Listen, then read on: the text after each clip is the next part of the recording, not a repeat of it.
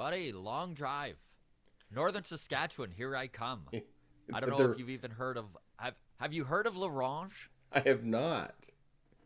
I also did not until I was hired to play the community college there. You know, that's the best way to find out a town exists is when they're like, "Hey, here's Right? money. Come visit." You're hired for a gig and they're like, "Okay, so look at a map and then go 3 hours north of Prince Albert, Saskatchewan." And I'm like, Yeah. "Okay." You see where the map ends? Yeah, just keep going. Yeah, it is Christmas party season, so I'm also in Nicam, Saskatchewan. Another place I just learned of after being hired. But that's the beauty with Saskatchewan, right? There's all these little towns, and you don't know about them until you're hired to play them. Exactly. Good morning, everybody. Welcome to the Walk Off. I'm Scott Belford, joined as always by Adam Mack. Buddy, Hello. some interesting stuff has come out over the last couple days here. Of course, we're going to get into all of that. The Blue Jays far more in on Corey Seager than any of us anticipated. It looks like the Blue Jays do have some money to spend. We will talk. What else did we have coming up here? I did want to get into Randal Grichuk a little bit Okay. because of the hate that he gets from so many Toronto Blue Jays fans. And I'm not going to defend him, but I'm going to defend him just a little bit here, and then we'll talk the Rule 5 draft. You can check us out on Twitter. It's at Walk Off Podcast. On Instagram, the Walk Off Podcast. Adam runs TikTok. And, of course, we both don't do the Facebook page. So, if you're looking for updated stuff, Facebook's not where to be. Exactly. Interview on Monday night. And I'm really excited about this. I know we've been planning on talking to Hagen Danner. He was recently added to the Blue Jays 40-man roster. And an impressive transition from this kid. He actually was drafted as a catcher and over the pandemic became a pitcher. He's pitching 100 miles an hour now, and to avoid him being picked up in the Rule 5 draft, they actually protected him. So obviously this is a guy that they see potential to be in the bullpen in this 2022 season. So he's actually sitting down with Adam and I on Monday night, and we should be able to get that out to you on Tuesday. It's very cool, too, because a lot of you, your comments, your questions, there was a pile of them for Hagen. Yeah. So we will get to all of those if we can. You do still have the opportunity to get a question in. They can do that right here on YouTube, right? We've kind of got in the community tab here, we've got a post they can comment on, or they feel free to send you a message on Twitter, Instagram, whatever. Just or join the Discord, whatever. Still free. Yeah, absolutely. Lots of ways to get a hold of us. All right, buddy. Let's get into it. I do have a long drive ahead of us, so we're time is of the essence here. We're burning right? daylight, absolutely. So Tuesday, you and I kind of decided we don't think the Blue Jays are going to spend big money on free agency anymore. We kind of figured they're going the trade route. Any big signings have already happened. That was our impression. And then all of a sudden, stuff started to come out on Wednesday and yesterday. And the big one is that Jeff Passan wrote a big article about the $1 billion day, right? And that was, of course, when Seeger signed and Simeon signed and Gossman signed. And it was the most ever given out in one day in Major League Baseball history. But what was really interesting that made me kind of sit back and go, holy crap, I didn't see this coming. But supposedly the Blue Jays were right there with the Texas Rangers in competition for shortstop Corey Seager. Wild. It is wild because if you look at his contract, that was 10 years, $325 million. Now, the sticking point for the Jays is that they were refusing to go 10 years. And it hasn't been stated how many years that they offered. But let's be serious. If Seager was truly considering the Blue Jays as an option, you would think it would have to be somewhere in that 6 to 7 year range. Absolutely. I mean, if you're just going to go off past signings like Springer and the Jose Barrios extension, 6 to 7 years seems what is the max amount of years that this front office is comfortable with.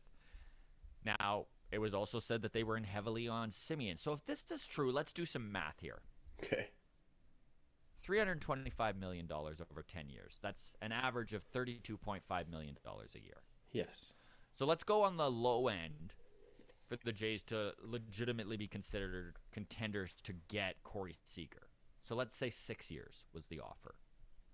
So if they're matching the price per years, that's $195 million that the Blue Jays had on the table.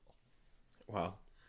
That is not chump change. That is far surpassing what you and I had talked about just a few days ago, right? Like the money that we thought that they still had available to spend, which would go to show you, honestly, if these rumors are true, and Jeff Passan is about as legitimate of a source that you could possibly get in baseball. So if this is true and Passan is correct, then Rogers is committed to, under the right circumstances, signing another huge contract. And you know this front office has to be very conscious of the fact they need to lock up Bo and Vladdy. Mm-hmm. Could this be a luxury tax team? Could this be a team that would go to the 200, right? You're giving me goosebumps, Chills, Scotty. Chills. It just was such an interesting little tidbit to kind of read about. Just my perception of where this front office was headed, which was not shying away from another big addition, but that it would be done through trade. And another thing I read too, and this is really interesting, and whether you like Jeff Blair or not, obviously his contacts and connections with the Toronto Blue Jays run deep. Mm-hmm. He's been a seasoned vet in that Sportsnet stable of guys for years. And he recently came out and he said, and I'm going to read the quote here, "I do know from talking to folks familiar with the Blue Jays' approach this offseason, including an agent whose client didn't sign with them, that the Jays have been described as being incredibly aggressive yet very disciplined. They held firm when Robbie Ray wanted extra money to balance out tax differences, and considering Texas has no state income tax, they figured that's why his Seattle. willingness Or Washington there, but was yes. literally exactly. So if they were right there with Robbie Ray, and they were right there with Corey Seager, then maybe we could see. Now, there is a little bit to unpack with this Seager, because I truly believe that one of the biggest reasons that they were so in love with the idea of Seager, and don't get me wrong, Corey Seager's a phenomenal fielder, plays shortstop. All the rumors were he was prepared to move to third base. He's a guy who hits for average, hits for power. He's a five-tool guy, but he's a lefty bat. And in this right-handed heavy order of the Toronto Blue Jays, my God, a big lefty bat would be so sweet, man. Oh, tell me about it. Those lefty-righty splits. I mean, you know how much I believe in those. Oh, I know. You love those, yeah. But no, I know. It's a thing. Let's get really crazy here, because if this is true and they are prepared to spend this sort of money, I like where you're going with this. $195 million, yeah. Well, the biggest lefty bat available out there, who has already been rumored to be interested in Toronto and actually approached them himself, according to all the rhetoric, Freddie Freeman. We dismissed this too. The last couple times we talked about this, buddy, we were both like, positionally, it makes no sense. But if you keep hearing these rumblings, and this is one thing Passan said about Freeman on Tim and Friends just the other day, was that he keeps seeing so much smoke. He's like, how can there not be a little fire? So if Freddie Freeman truly is a target by this front office, man, I don't even know what to think. Well, I mean, yeah, wouldn't that be amazing? Like, I mean, there's the obvious Vladdy wrinkle that needs to be solved. Yes. Freddie Freeman being a first baseman. Is putting him back at third? I don't know. Like Freddie's a Gold Glove first baseman. Yep. But the problem with sticking Freddie there, like, what are you going to do? DH Vladdy half the time and then stick him at third the other half? Like, I don't know. Especially after we saw such progress out of the kid, and he started to feel so comfortable at first base, and he actually looked positionally the most at ease that we've seen him on a baseball diamond last year at first base. So do you wish to mess with that? Or do you look at the progress he has made with his body, his mind, even his just stats in general, and think that he can take that next step and pull a Miguel Cabrera and go back to third base and be fine? I don't know. Well, let's just speculate and fantasize for a minute, okay? Freddie Freeman, why would he want to come to Toronto? Obviously, Toronto's a competitor. His parents are Canadian. He played roots. for Team Canada at the World Baseball Classic. I got chills thinking about that. Would And I he like wants to money. see the big lefty Freddie Freeman in a Jays uniform? I think we've addressed this question a few times about putting Vladdy back to third without the Freddie Freeman factor. There's 3 Fs for you on a Friday. I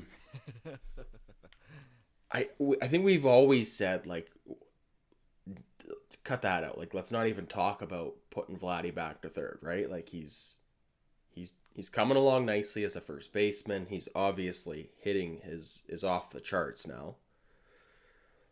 Do I wish to see him go back to third? Not at all. But Yeah. is it worth the risk if the upside is bringing in Freddie Freeman to first base? It might be, right? It might be. It might be, Scott. It's funny because I really am on the fence. I don't feel comfortable taking a hard stance on one way or the other because I am very hesitant to move Vladdy after seeing how successful he was with that move to first base. That said, the Blue Jays' talent evaluation has been pretty much dead on all along. So if they truly internally believe that he can pull this off, maybe it is a move you make. Well, and it is something he's always wanted to do. Yeah, I mean, he would sure love to play third base. Mm-hmm. I mean, how much does that impact his hitting? I mean, I think we have to give him the benefit of the doubt at this point that he's shown he's got the work ethic. Yeah. Right? He's shown he has the ability to learn a new position, and not that third base is a new position, but like, learning first base, go back to learning third. I mean, is there going to be a little bit of a drop off in production from moving him to third? Potentially, yes. But if you're doing one of these, and you're weighing it out, if he's hitting 40 bombs instead of 48, and Freddie Freeman's hitting 35 to 40, I mean, well, that's the thing, right? Is if you go, well, we're basically trading Biggio and Espinal for Freddie Freeman in terms of net production and offense, right? And you go, okay, well, yeah, Vladdy's only hitting 40, but yeah, maybe it's not so bad. Would Vladdy be worse? Like, would Vladdy be worse at third than Biggio was last year? Like, I don't know. I don't know. I think honestly, if you're looking at it from a Vladdy performance standpoint, bringing in Freddie, probably not in his absolute best interest. But if you're looking at it from a team performance standpoint, I think it would more than balance out. I really think it would. I do think we'd see a little bit of a dip in Vladdy, maybe the first year, and maybe by year 2 he's back to being MVP caliber with hitting 50 bombs. I don't know. And there are a lot of Blue Jays fans who are completely against bringing Freddie Freeman in, or not against it, they just don't feel it's the right fit. And well, that was my absolute first reaction when I was reading that article. Was like, no, we're not messing with Vladdy. But the more we talk this out, it does feel like for the team production, like on a whole, it would work out. I mean, your other big option for a lefty bat out there is Kyle Schwarber, but the truth is with Kyle, he doesn't really positionally fit on this team, right? He plays left field poorly, or, well, I shouldn't say that. He was a pretty decent outfielder, but he's not what he used to be out there, so he's probably fine in left field. It's not going to be this dark hole of defense if Schwarber's playing left field. But then where are you putting Gurriel? I mean, you've kind of cemented Gurriel, Springer, Teo. Grichuk is your fourth outfielder, who positionally is far defensively superior to Kyle Schwarber. Yeah. I mean, obviously Schwarber's bat dwarfs Grichuk's, but if we're just looking at this lineup as is without them making any trades or moves, you're kind of in the same boat with Schwarber as you are with Freeman. You're like, this isn't a natural fit. This doesn't really plug a hole we need plugged. Man, I don't know. You're selling me on this Freddie Freeman thing. Because I think the other thing with this too is like, you know, when we talk about bringing in like a Kyle Seager and we got to convince him to take a new position, right? Because we can't move Bo Bichette out of shortstop, right? Like he's going to be offended by that suggestion. Vladdy is not going to be offended or upset at all by the management going to him and saying, hey, we have confidence in you to go back to third base. We love the weight loss. We love your work ethic. Let's give it another shot. He's not going to be upset by that. And that is one thing. Like, if you think back, we've seen it happen before, right? I know I brought up Miggy Cabrera, right? He moved to third base when they brought in Prince Fielder, and it wasn't the nightmare everyone kind of projected it to be. So there is some precedence there for this. Yeah. And Vladdy has done nothing but impress both the front office and fans alike with what he has done positionally and just with his body, and who knows, maybe he can pull it off. It's going to be interesting to see. This is fun stuff to talk about during the lockout. I mean, I'm kind of in this like depressed baseball mode where nothing feels like it matters because nothing matters. We're months away from them deciding if it is ready to go or not. But so we'll move on here. I did wish to talk Randal Grichuk very quickly. We brought him up, fourth outfielder for this Toronto Blue Jays team. And so many Jays fans are throwing hate his way. And it's because he's overpaid. He's overpaid for a fourth outfielder. This is a guy who constantly shows potential for his bat to be elite. He goes through those hot streaks where you're like, is Randal Grichuk going to be the next Jose Bautista? Because he does show flashes like that. He's 29 years old. He's coming up on 30. He's probably at the point where you can look at the back of the baseball card and be like, this is who he is. He's a streaky guy with a hot bat twice a year who the rest of the time you get frustrated because he keeps swinging at those outside sliders and can't lay off a high fastball. And you're just like, Randall, right? Yeah. But to hear some of the vitriol and just like Jays fans acting like this is some sort of like albatross of a contract. He's owed $20 million over the next 2 years. He's totally movable. If the Jays eat $5 million of his contract, he's gone tomorrow. Yeah. There are literally half a dozen teams out there that would take Randal Grichuk for $7.5 million a year. He would fit in great on a rebuilding team. If they throw in a prospect, they're probably not eating any money. Yeah. And can get something lower on the needs list in return, maybe a bullpen guy or something like that. I just don't think that there's a need to hate on Randal Grichuk quite as heavily as maybe he has been hated on in the last 6 months. And I do get the frustration watching this guy excel and then just be like, where is he now? Like, what happened? But that's a lot of ball players. Like when we were talking to Ben Nicholson-Smith, right? That was one thing he brought up when I brought up Lourdes and how streaky he is, or if he has the potential to be consistent. And Ben was just like, all ball players are inconsistent. He's like, just some guys' ceilings are higher than others. So when they're hot, they're like ridiculous. And we saw that with Vladdy last year, right? Absolutely. Like, when he got hot, it was insane. And there was times where every time he swung, it felt like it was a home run. And then there was other times where you're like, ugh, just another 2 for 5 day out of Vladdy with 2 singles. I just think that there's no need to worry about Randall. Again, this isn't an albatross of a contract. This isn't Randal Grichuk locked in for $40 million over the next 2 years, right? No, absolutely. It is what it is. They took a chance on Randall and signed him to that, what was it, 5-year, $50 million, something like that. Well, and they were kind of rolling the dice. If we weren't able to sign George Springer, which I think everybody was kind of shocked by, like, I don't think that was ever in the plans with Randal Grichuk, was like, well, you know, in 2 years, we're going to be able to sign one of the top free agents and give him $200 million or whatever we gave George Springer, right? Like, if we didn't sign Springer, Grichuk could be our center fielder right now. Yeah, very true. 100%, man. So, and honestly, dude, I can't think of a guy I'd rather have as the fourth outfielder. Has a bat, Yeah. can get hot, can carry the team offensively for a couple weeks. That's his potential. And yes, I know he can also, it feels like he can sink a team sometimes. Just always striking out when guys are on base and stuff like that. There are frustrating moments about Randal Grichuk.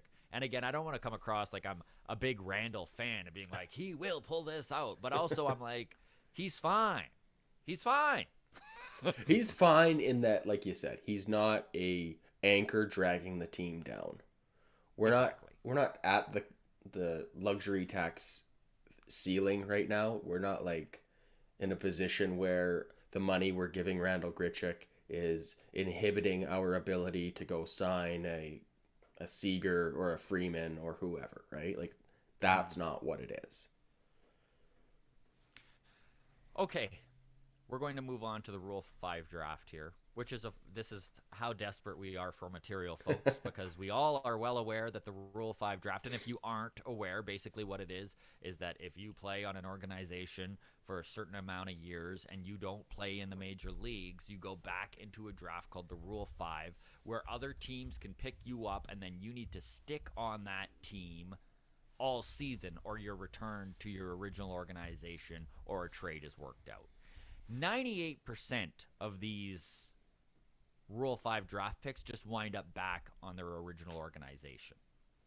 But we're so lacking in things to talk about. Let's talk about what the Jays did with the Rule 5 draft. And of course, the Blue Jays do have a little bit of history with managing to pull something off in the Rule 5. Joe Biagini is a good example, a guy who actually contributed quite heavily on that 2015 and 16 team for the Blue Jays. They picked him up in the Rule 5 draft out of San Francisco. Elvis Luciano is a guy that, when the Jays were in full rebuild mode back in 2018, wound up sticking around on the bullpen and then getting injured, and they were able to throw him on the 60-man DL and then managed to keep him. And now he's almost an afterthought. But everyone was very excited because he had such huge potential and was only an 18-year-old kid. So there is some precedence there for guys sticking with the Jays after the Rule 5 draft. Now, the Blue Jays lost two prospects. Curtis Taylor, he was a Double-A pitcher, and then Tanner Kerwer, also a Double-A guy. Probably just going to wind up back in this Jays organization, like we said off the top here. The guy the Blue Jays drafted in this Rule 5 draft was really an interesting pick. His name is Abdiel Mendoza, and he's a flame-throwing pitcher from the Texas Rangers. Now, this is a reliever that pitched in High A for the Rangers. Okay. His numbers don't jump off the page. 36 innings pitched, slightly above a 4 ERA. But again, throws gas. So there's obviously somebody in that Jays scouting rotation or scouting staff that took a look at this guy and was like, you know what? Maybe he can break with this team out of spring training and has enough heat that in low leverage situations he can stick with the team all year round. Listen, where the Jays are at right now, unless he completely blows everybody's mind in spring training, he doesn't make the team and he just goes back to Texas. I think this is a roll of the dice, a flyer, a guy who throws 100 miles an hour, and they're like, well, the worst that happens is nothing. Yeah, there's no downside. A total lottery ticket, like you said, throws absolute gas. So you just kind of go into spring training and you say, all right, well, let's see if he can, let's see how he does. And yeah. And the Jays, if they were rebuilding, would probably give this guy some rope. But the guy's going to get no rope. It's either he excels and he makes this team, or he doesn't and we don't even hear his name again. I know we're kind of running a short episode here, and it's mostly just because I need to get on the road here, gang. But did you have anything to add here, Adam, before we call this an episode? No, I just do want to tease a little bit. Was talking with Friend of the show, Taylor Saucedo, obviously bullpen pitcher for the Blue Jays this year. Yes. And he has gotten into streaming video games on Twitch during his off season. And he and I are going to get together. No date set for this yet.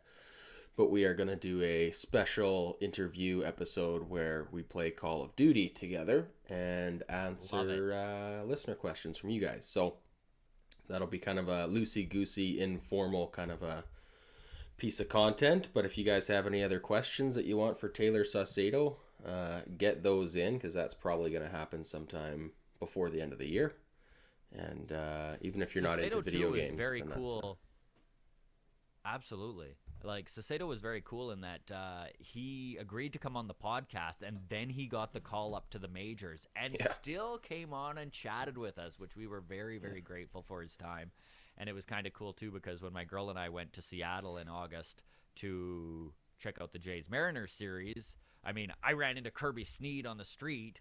Sneed's just like, Scott? Like, he recognized me, and I was like, what the hell? Like a Toronto Blue Jays talking to me. But when we were at the game, Saucedo's actually from Seattle. That's his hometown. I mean, born in Hawaii, but hometown of Seattle. And we were sitting just kind of behind home plate, and there was just a huge lineup of dudes around our age, Adam, that had Saucedo jerseys. And I was like, what? Like, these guys nobody has Saucedo jerseys. They have to know him. So my girl goes up to them and she's like, hey, are you guys related or no Taylor? And they're like, yeah, we went to high school with them. And she pointed over to me and they're like, oh, shit, we actually watched the episode you guys did with him. That's I was hilarious. Like, this is great. That's awesome. So, yeah, anyways, to hear that, he'll be coming back on the show. We're going to play some Call of Duty. I am awful at Call of Duty. Do not expect any sort of expert gameplay, but it'll be a fun little hangout. And if you guys want to get to know Taylor a little more personally, then get your questions in, comment on this video, or like I said, drop us a message in Discord or Instagram, whatever. Very cool. We're going to just have some fun. Yeah. Great job, buddy. Yeah. And if you folks out there would like to get those questions in, again, the community tab on YouTube here, or you can also just join our Discord. Free to join. All sorts of tomfoolery going on in there. It's a really fun way to continue to chat baseball with people who would like to do so you're not annoying everyone in your life. Exactly. Thanks so much, everybody, for listening. Really appreciate it. Of course, we run our mailbag every single Tuesday. You guys have been super active and commenting and throwing out questions and stuff like that. It's been beautiful. So we'll see y'all again on Tuesday with your comments and answering your questions. And, of course, we do our podcast every single Friday right here on YouTube or wherever you get your podcasts. Have a great day, everybody. Cheers. All right. Drive safe, Scotty.